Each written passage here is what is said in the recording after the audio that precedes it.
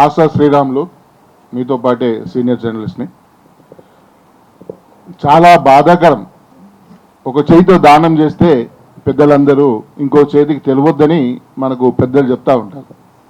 కానీ అహంకారం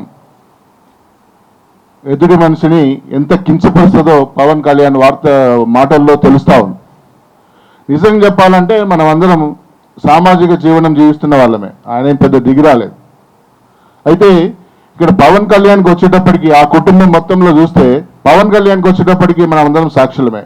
ఏంటంటే ఆయనకు శీలం లేదు, వ్యక్తిత్వం లేదు. రియలీ శీలం లేదు, వ్యక్తిత్వం లేని మాటలు రెచ్చగొట్టి యువతను అనవసరంగా పెడదారిన పట్టిస్తున్నాడు. ఆవేశపూరితమైనటువంటి ప్రసంగాలు, ఆలోచన లేని ప్రసంగాలు. ఎవరిని ఏమంటున్నాడు, ఎందుకు అంటున్నాడు, దేనికోసం అంటున్నాడో కూడా తెలియదు. ప్రాణభిక్ష పెట్టినటువంటి మహాత్ముడు గద్దర్ గారు, ఇది అందరికీ తెలిసిన అంశం. గద్దర్ గారి దగ్గరికి ఏమవసరం పోయినావు? గద్దర్ నీ దగ్గరికి వచ్చినా నువ్వు గద్దర్ దగ్గర పోయినా? నీ ప్రాణ రక్షణ కోసం ఆయన శరణు వేడినావు. అది అందరికీ తెలుసు, మాకు ప్రత్యక్షంగా తెలుసు. ప్రాణరక్షణ పెట్టినటువంటి ఒక మహాత్ముని నన్ను కారు అడిగిండని చెప్తావా? ఎంత నోటి తెలుసు నీకు, ఎంత అహంకారం నీకు? ఎవరిని చూసి, దేనిని చూసి ఇంత కించపరుస్తావా? గద్దరుని అంత తక్కువ చేసి చూపెడతావా? ఆయన మీద అంత గౌరవం ఉందా నీకు? ఇదేనా నీ ఇచ్చే సంస్కారం? సంస్కారం లేని రాజకీయాలు చేస్తే పబ్లిక్లో ఉంటే ఇక ఇదే స్థితికి వస్తుంది.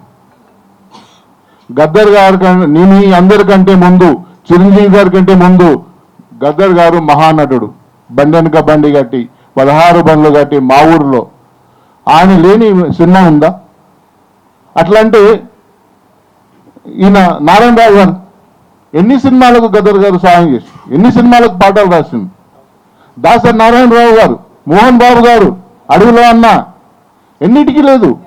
మరి వాళ్ళంతా ఏమనలేదే, ఎంతో గౌరవంగా ఉన్నదే.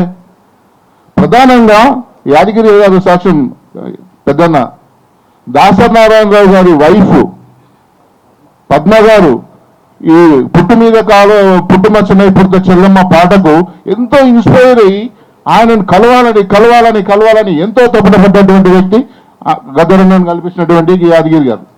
అందరిని నిడిచిపెట్టి నీ ఒక్కని దగ్గరికే వచ్చిండు, నీ ఒక్కని దగ్గరనే అడిగిండు, నేనే కాపాడినా, మీరంతా ఎక్కడున్నారు? అరే నాయన, తెల్లందాకా పొద్దుందాకా నేను హాస్పిటల్లో గడ్డ వండుకొని వచ్చినాం మేము. నువ్వేడున్నావు అసలు?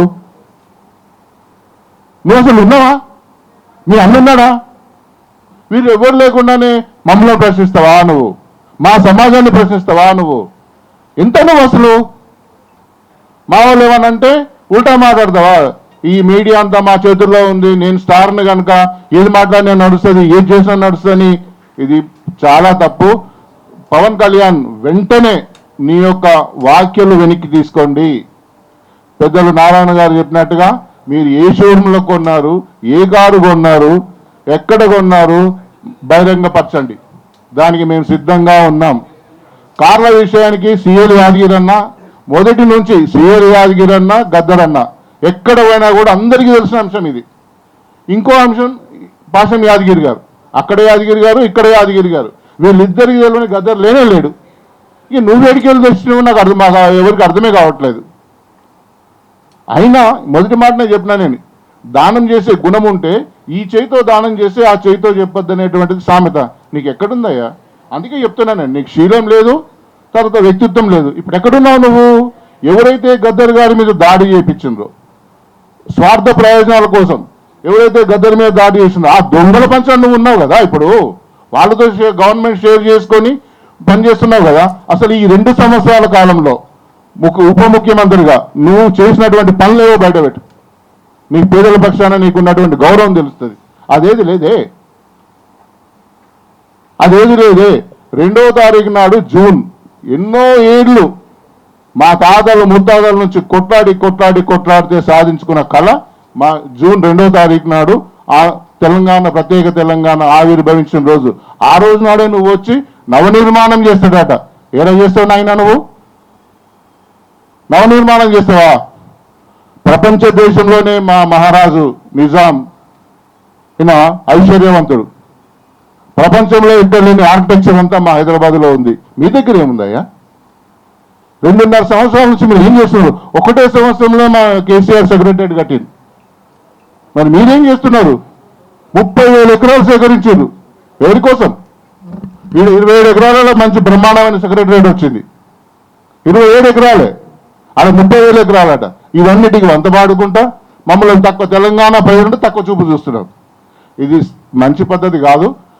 గద్దర్ గారి అంశంలో మీరు ఏదైతే ప్రాణరక్షణ కోసం శరణుడి వచ్చిందో ఆయన్ని ప్రజాస్వామ్య పద్ధతిలో గౌరవించకుండా ప్రజల ముందు చిన్న చూపు చూసేలాగా మీరు మాట్లాడిన తీరు చాలా బాధాకరం. వెంటనే విత్డ్రా